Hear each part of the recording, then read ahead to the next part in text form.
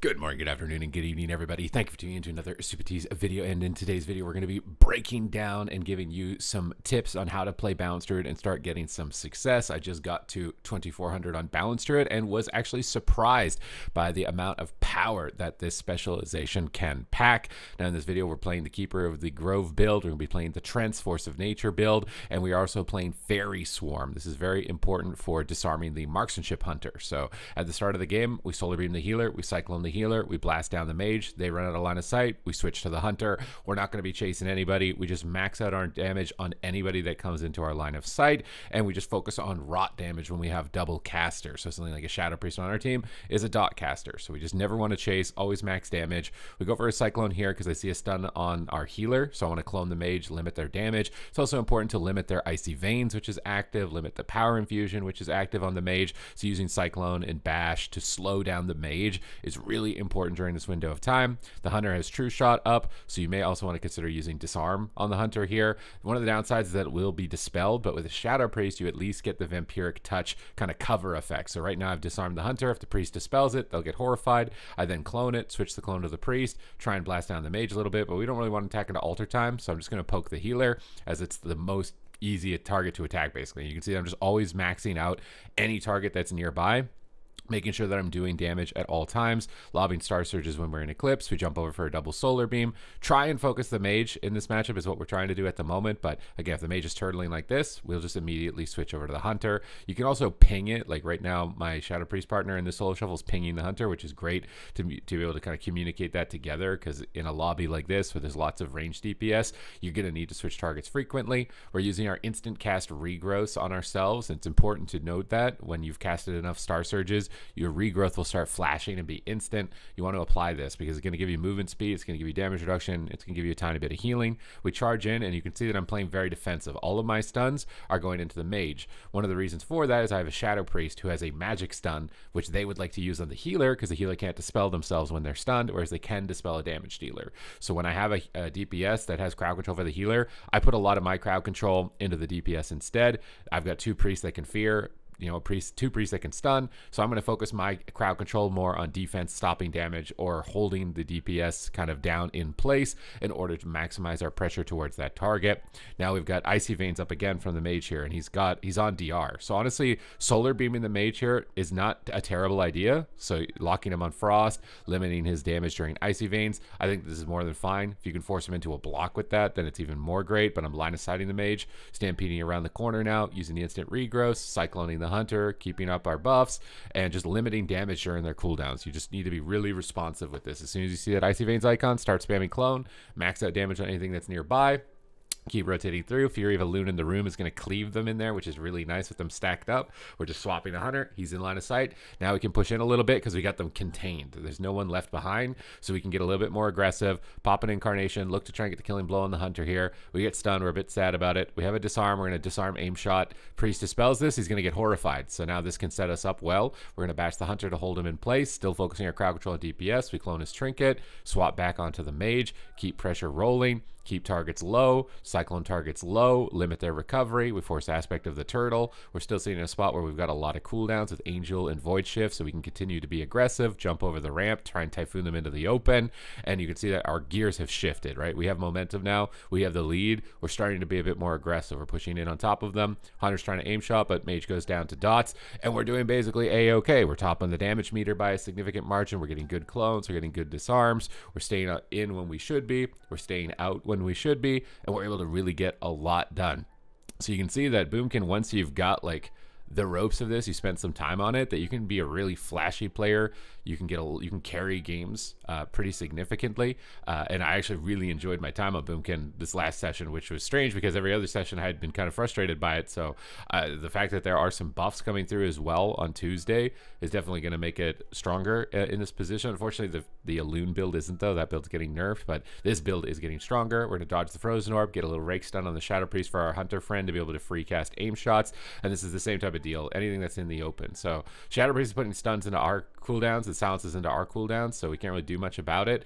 I also forgot to unspec out of Disarm. Fairy Storm is obviously not really the best pick here against this composition. We're going to end up using it just as a snare because it also snares as well as disarming. We get a Solar Beam on the Priest's Holy Ward here, so we can clone off the Holy Ward. He's trying to Shadow Meld it. Clone off the Holy Ward, get rid of that. You can silence through kind of a lot of crowd control immunities like Shroud and Holy Ward, so using Solar Beam to hold the healer in place during that cooldown, and then using Cyclone to remove it is a really effective manner. We need to be sniping those Siphons whenever we see them. That's going to be originating from the Shadow Priest's location, so we just killed one, so we don't need to worry about it for a little bit. There's a freezing trap down, so we're going to bash the mage so he can't escape. That's going to force a block. Our priest is getting fears on the healer, so I'm not too worried about cycloning the healer. More worried about maxing out my damage on the targets we're hitting, maxing out my stun efficiency on the targets that we're hitting. And by maxing that, it's like you're stunning in Icy Veins and you're trying to kill the mage at the same time. That's a high value stun. You're limiting their cooldowns, and it's during a moment where you can make them very afraid.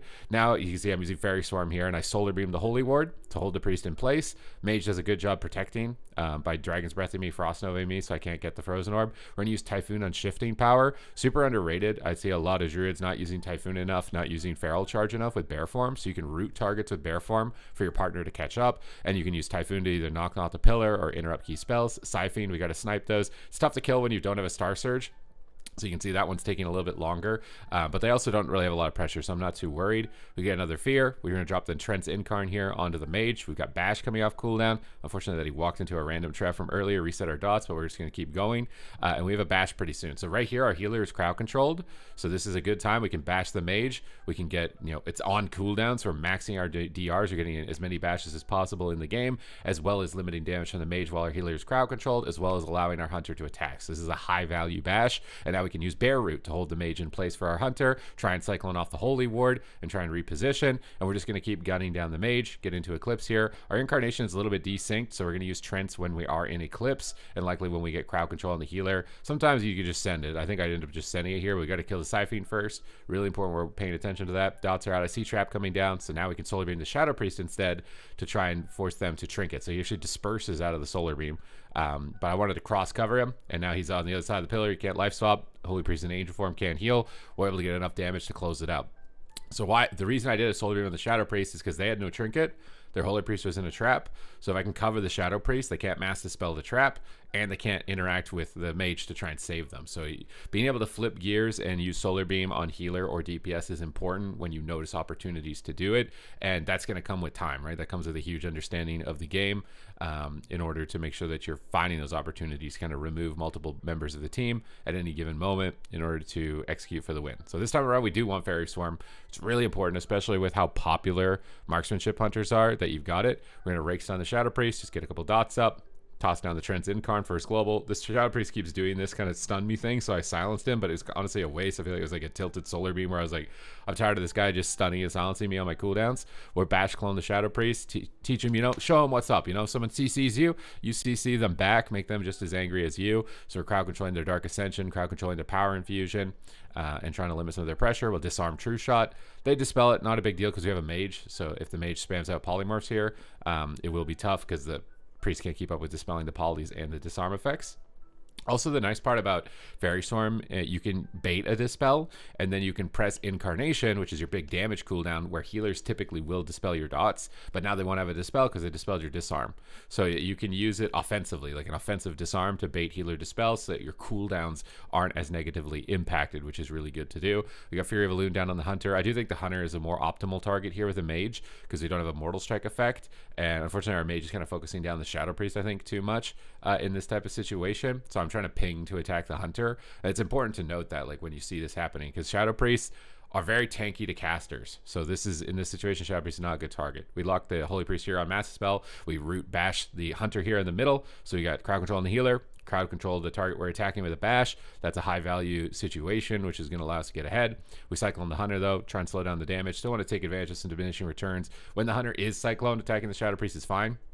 But as soon as the Hunter is available to be attacked, they're going to be a more optimal target. We'll disarm the hunter. We're getting pressured here. Our healer's in a fear, so I'm just tracking crowd control here on the healer. Disarm the hunter or cyclone the DPS during that time. Incarnation with Trents, big damage, and the healer just dispelled our disarm, so it's going to take them at least a little bit here to be able to dispel the dots off. I'm kind of poking the healer a bit in this position as well, because all my dots are gone on the DPS, and my Star Surges are going to do a lot less damage as a result. We clone the Shadow Priest. We're blasting down the hunter. He gets mass dispelled, so now we're looking for another cyclone. We'll cyclone the hunter because they're off diminishing return. We'll solar beam the Shadow Priest. I'm kind of just trying to slow the game down a bit. Feels like early game we're kind of struggling. We swap the clone over to the healer. This is getting us good cleave target onto the Shadow Priest and the hunter. We're going to try and get 3, I think. Oh no, we only go for 2. We drop down to disarm. That eats another dispel. The Mage Boomkin comp is probably the weakest comp in this lobby, right? Shadow Priest Hunter is like almost like a good counter into Mage, especially I don't have a lot of like good stuns for the Mage to be able to engage with, but we got to keep sniping Siphons. Important mechanic against the Shadow Priest, so just keep an eye on the Shadow Priest. You can also track it with something like Omnibar here in the middle of your screen to see when it's available next, but their Hunter is kind of rocking us. I'm using Mass Entangle just kind of hold the Hunter and try and get him out of line of sight. We fake an interrupt, we can just Cyclone, but we're really running out of time. I hard cast Regrowth. When I'm in a situation like this where I'm like 50% health for limited cooldowns, I do start casting Regrowth a lot more to try and help with the healer to give just like a couple of extra seconds. I see a polymorph there got dispelled, so I'm going to disarm the hunter. It looks like the priest is playing double dispel, which makes it super annoying, but now they don't have a dispel for our Trent window, so we force dispersion. We can swap back onto the hunter with incarnation, and they won't have a dispel for a second. We can kind of blast down some Star Surge crits. 1.5 1.7 mil there. Swap over to the Shadow Priest. I'm kind of pulling back towards my healer in case we need to run away. We need to kill Siphon because we're in a dicey spot. Like, we don't have a lot of cooldowns. I'm really focused on keeping my regrowth up. I'm really focused on Cyclones at this point. When the game goes on for some time, we're at 71% healing reduction. So I'm really trying to limit their damage as much as I can. I disarm the hunter, move forward to bash him if he gets dispelled. Really just trying to negate as much of their potential output, iterating the healer when they're low mana, this deep and damp. Pop out the Trents on our Eclipse. We force Turtle. And you can see like it's way more defense. I'm not kind of now though we're getting momentum, so I'm trying to Typhoon them off the pillar for our mage, and I'm trying to get in there a little bit more than I was before. You can use Shadow Meld to actually interrupt Void Torrent and channeled effects, which is super effective. But as soon as I started pushing in, I instantly died. So I think that was the bad call to kind of push offense in that sense. It's possible that our healer had Angel to be able to activate there, but when you feels like momentum's against you, it becomes super risky to push in on top of the enemy team and actually look for crowd control. It just becomes better to be a little bit more passive, kind of just wait it out, let your ally that has more defense, like my mage still had 2 blocks. So if you have limited defense, it doesn't really matter if you're a Boomkin or any class, if you have limited defense, focus on avoiding damage at that late of a stage into the game and let your partner tank, because they'll trade cooldowns into it, and then you can poke some damage out while they use their cooldowns, and you're going to be doing a little bit better. So we could have probably pulled off a win in that round doing that. We stun the mage, hold him in place for the Shadow Priest, pop off Trent Incarn first global, just shove damage with the 2 fast casted Wraths. Really good combo, especially if you can get those fast casts. You want to get into Trent Incarn basically as soon as possible. We're going to disarm the hunter, opens behind us, and that's a little surprise attack fashion. Well, you got to silence in onto the healer into a fear. So again, I got 2 priests. I don't really need to worry about cloning or stunning the healer, because they have fear DR and they have stun DR, so I don't need to worry about that. I'm just going to clone DPS low. I'm going to focus on maxing out my damage and hitting high priority targets in these types of situations. Kind of line of sighting the mage, trying to pull him off from that corner, so I'm pulling back here behind 2 ramps, especially during that double fear. So bashing the hunter here is not bad. They have crowd control on our healer, so we can bash the hunter, clone the healer. Now we're getting some big high value, swap back to the hunter, get a ton of cooldowns. We just drop them. So like if you get those high value situations or you're able to get stuns and clones on the healer at the same time, you can absolutely rock someone's world. Really important to be seeing those windows and getting bashes out as much as possible. It's like effective efficiency, right? You don't want to just bash for absolutely no reason. You want to get some value, either stunning their offensive cooldown or getting crowd control on the healer at the same time. But you want to be getting those moments as frequently as possible. Those are the moments where you'll actually be able to win a game. So if you're hitting those timings as effectively and efficiently as possible, you're just going to outpace a lot of teams, a lot of specs, and a lot of compositions. So you just want to be looking for those openings. We just charge in once again, rakes down the Shadow Priest, get some dots rocking and rolling, try and get Trents and Incarn out here as soon as possible so we can get those fast casted Wraths, and look how much damage they do. It's a really fun opener just to do that. Just rake stun, get dots up, Trent Incarn, blast 2 Wraths, and spam Star Surge.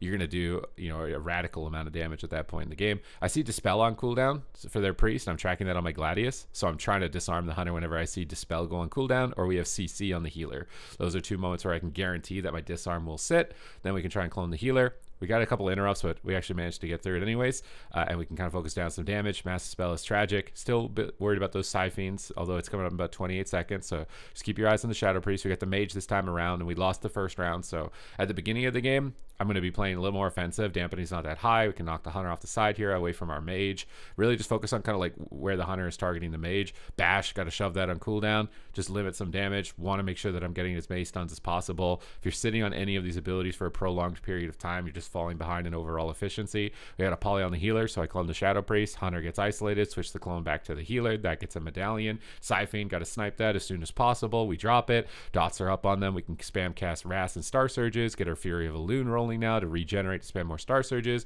Mage is getting low though, so I Typhoon the Hunter away from trying to trap. He knocks me off the side. We can just bounce back with Stampede really quickly, and we're going to charge in. And again, we're focusing the Shadow Priest. So I think like early game, the mistakes with the Mage is that we're hitting the wrong target. I should have typed let's attack Hunter.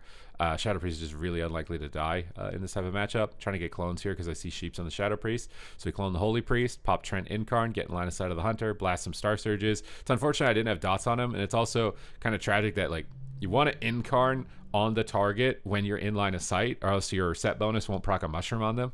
And the mushroom is really important. It increases your Star Surge by like 10% damage, I believe, as well as giving you 3 dots on the target if you didn't already have 3. So popping Incarn there before I was in line of the Hunter was actually a mistake. Make sure you're in line of sight of your target and that you're targeting the thing you want to use Incarn on, so that the mushroom will proc on that target and you'll get all the damage bonuses. So you get another double fear here onto the healer and the Hunter. So we're going to hit the Shadow Priest just a little bit just because the Hunter's out of line, but I think going back on the Hunter is more ideal in this situation. We disarm him, Cyclone him. There's Dark Ascension up for the Shadow Priest, so he's got big damage, so we're going to Solar Beam the Priest to try and distract him or force him into Disperse. So this is another thing. If you CC the healer, you can kind of force the DPS back on their cooldowns and make them play defensive, which is not what they want to do.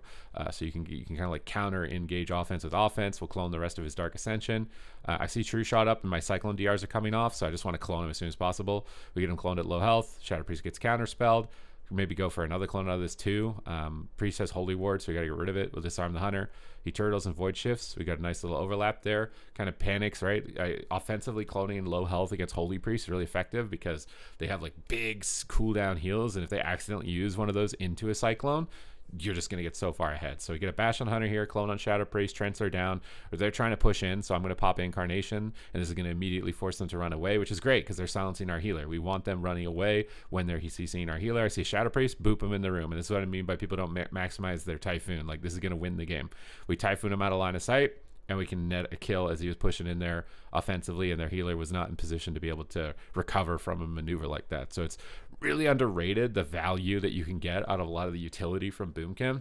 And once you reach the skill cap or close to the skill cap, I'm not going to act like I don't make mistakes and accidentally Solar Beam rogues every now and then, but once you start getting to the skill cap of Moonkin, that's where you really can start to see the power and weight that it has in a game. And with the class changes that come in on Tuesday, rogue stonks seem to be going down a little bit, so Moonkin might be getting better. Only concern is that Ellie is still really dominant. Ellie is like one of your main counters, but I do think that things could open up a little bit more. Here I start more offensively. I actually stun clone the healer. This is a lot different than the previous rounds I've played. You can do that as an opener. It's either like a stun Trent Incarn on a DPS or a stun clone Solar Beam on the healer. A stun clone Solar Beam is really good against healers that don't have a way to get out of Solar Beam, so this healer's not playing Gnome, and Massive Spell is not guaranteed to always land. We're just connecting a bunch of bursts into the Mage. We almost force cooldowns, and this is where hitting the right target, look how much more pressure it is, right? Like Mage is a more ideal target than Shadow Priest, as Hunters directly counter them, and they can hold their damage on that target a lot longer than on a Shadow Priest. So it's really important to discuss that. I'm also putting my bashes into the healer, so I've kind of shifted a lot of my mentality here in the final round. I'm playing a lot more aggressively. I don't know if I 100% agree with it. The other problem with stunning the healer with a Hunter on your team is if they're not ready for it, they're not going to land their trap successfully, and then they just hate you because you put the healer on stun DR and they can't get their trap. So in this round, I think this is a mistake for me to be bashing. I'm not sure if maybe the DPS was DR'd and that's why I went for it. He just happened to be there and I wanted to get some pressure, but I would not recommend stunning healers when you have a Hunter on your team. They have their own stuns. They want to be landing their traps with their stuns, so you're going to make it really difficult for them if you don't. We Solar Beam the healer though. You do want to be using that. I see he straps the Shadow Priest here, so Shadow Priest and Holy Priest are out of the game at the same time. We can kind of focus down the Mage. maybe not the best in that moment, just because he could trap out of Solar Beam. It'd be a really long chain. Now I see my healer in a polymorph. I have to kill Siphon. We knock the Shadow Priest off the side out of line of sight. I'm trying to fake interrupts to get a Cyclone on the Mage as well during this time, and still just line of sight. Keep my Moonkin aura up, although it looks like I actually dropped at this point, and it's actually important to try and maintain as much as possible. We get triple fear, so I'm just popping Incarn Trends, and you see when he's in line of sight with your Incarn up, that mushroom pops, and you just do so much damage in that small window. We swap to the Shadow Priest. We get Disperse. We cycle on the healer because they're just in chaos right now with lots of members really low. We're in a bark skin when we're stunned. We're at like 80%. Meteor's coming in, so it's going to be a good bark skin. This round, I think I'm also doing a bad job of using my regrowth procs. So I had an instant cast regrowth here. I didn't use it. You're losing out on a lot when you're not doing that. There's no movement speed, no healing, and no damage reduction. So I see a trap on healer. We're going to clone the Shadow Priest. Mage is isolated. Switch the clone over to the Holy Priest. Try and clone his Master Spell on the healer. So I'm timing another clone. We're able to dunk him before it even gets to that point. We get our 2400. We get our nice little gear illusion. We're topping the damage meter. Last game feels like it was a little bit more sloppy from me. I think I don't know why I switched gears. It was way more offensive. I do think when you have DPS and a healer that has DRs for clone, it's better for them to crowd control the healer. Although you can, if you're left open, right, if you're not getting attacked, which very rarely happens, you can get on top of the healer and do that stuff yourself. But I think the bashes on the target you're attacking are way more important, especially if you're playing with a hunter who can stun the healer. Maybe with the mage, I could have been bashing healer more and looked for crowd control that way. That may have made that one round a bit better that we had with the mage where we lost. But aside from that, those are the general basics that you're looking for. Take advantage of the small utility effects that it has, because they can net you wins, right? How many games did I win in this lobby just from like a Typhoon or a Bear Root, and just these like minor things that you can do that you might not be considering. But I hope you guys enjoyed this breakdown of Balanced Druid PvP. Hope it's going to help you out in terms of climbing and getting rating. I know that a lot of these guys have, with testimonials from players coming into my stream saying they've gone up 100 rating or something after watching a video about one of my specializations. Let me know what specialization you'd like me to cover next as well, because I am going to be doing more of these challenges. I think I just finished 2400 on Shaman, Holy Paladin, and Marksmanship Hunter recently, and now that I'm actually starting to get gear on a lot of my characters, it's becoming a bit easier. So don't beat yourself up too much if you're getting stuck, especially if you're just starting or it's an alt, because your gear determines a whole bunch. If you're just not maxed out on gear at the moment, you're going to struggle a lot. So just get through that initial gearing phase and things will ease up. You just need to survive through that moment. Other than that, thank you guys very much for watching, and I will see you in the next one.